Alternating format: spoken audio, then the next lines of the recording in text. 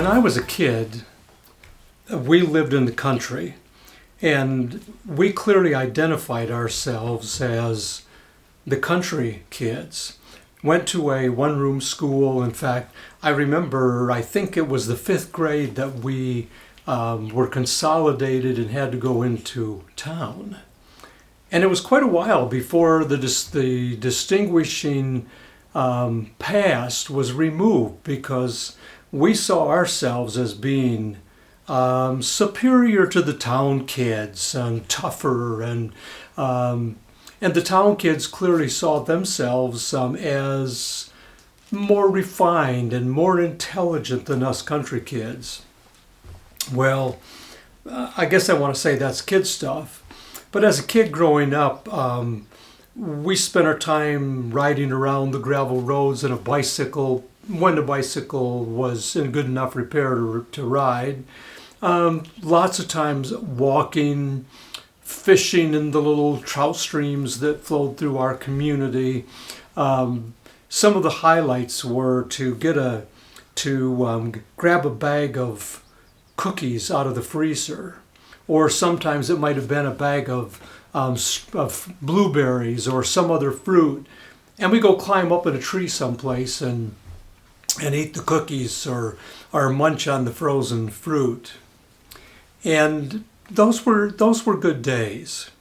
One friend predominates all of the others. We were friends for many years.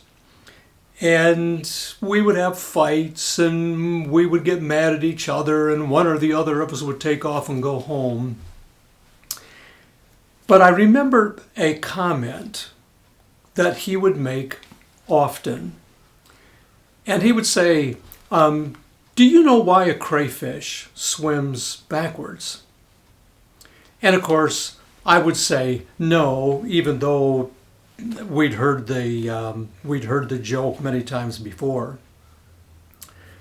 And he would laugh and say, because they don't care where they're going, they just want to see where they've been. And we would laugh. And I could not tell you how many times over the years that I remember that comment being made. And as kids, I don't think we really knew what it meant, but there was a sense that there was something valuable there. A crayfish swims backwards because it doesn't care where it's going, just wants to see where it's been. We can get stuck in that mode in life sometimes. This happened to me when I was a kid. I never completed my degree. I got arrested. I got caught doing drugs. I got caught in alcoholism. I went through a divorce that never should have happened. We can get stuck in those places where we kind of anchor our lives in yesterday.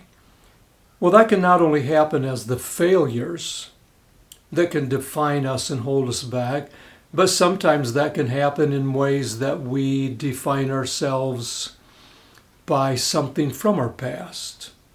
For example, I was such and such of a board member, executive, president.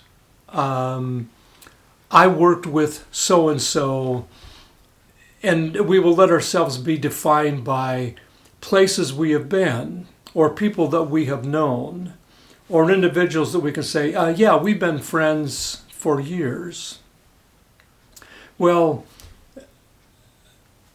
we can allow ourselves to be defined by yesterday, the good and the bad.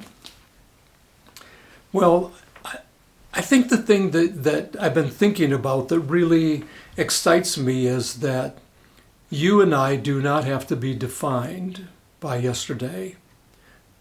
We do not have to be defined by the past. That's a lie if we let that happen. The Apostle Paul makes several statements that are very enlightening. And in Philippians, in Philippians, Paul would make this comment. He would say, "But one thing I do." And I just got to tell you, this is a guy that's been through some stuff. He had a past, and his past was not as a follower of Christ. He was Saul of Tarsus who persecuted mercilessly people who were Christians. And then he found Christ. And he had to deal with imprisonment. He had to deal with some handicaps of some type that plagued him in his life. But Paul would say, "One thing I do." And then notice these words, "forgetting those things which are behind." This one thing I do, forgetting those things which are behind. I don't think what Paul is talking about is erasing our memory. But I think it's kind of more, we might say it today as, forget about it.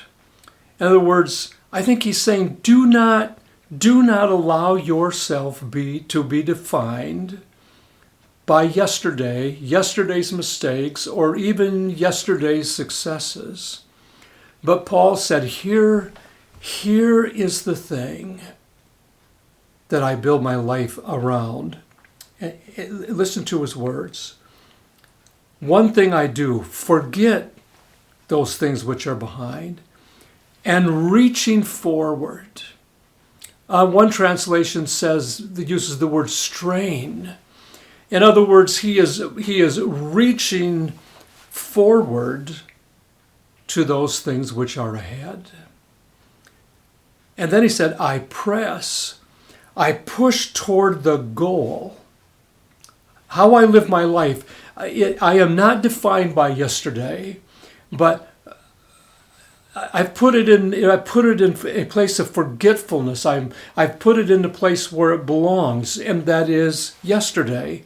I'm pressing forward, and the goal that I see in front of me is the prize of the upward call of God in Christ Jesus. Paul is saying, yes, you have a past. Yes, those things will influence you. Yes, those things will have an effect on you. But Paul is saying, put it in its place. Because for every one of us, we have a future. We have a hope. And Paul makes it clear it's not always easy.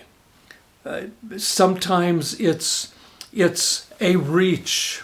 Sometimes it's a strain.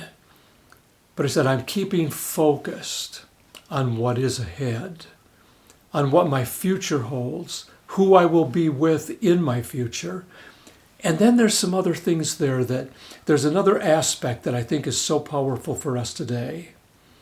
Because he said, I'm pressing towards the goal, the prize, the award, the prize of being called of God through Jesus Christ. And see what Paul's talking about, that applies to all of us today, that we've been called, that grace has been extended to us, not because of anything that we were able to accomplish, not because of our goodness, but because of God's goodness.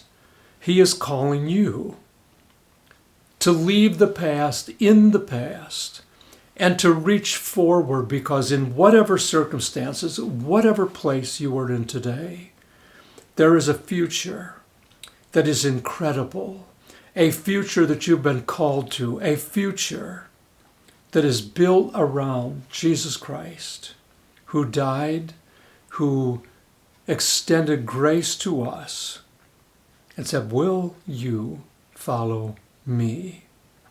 And today, that's the opportunity for every one of us.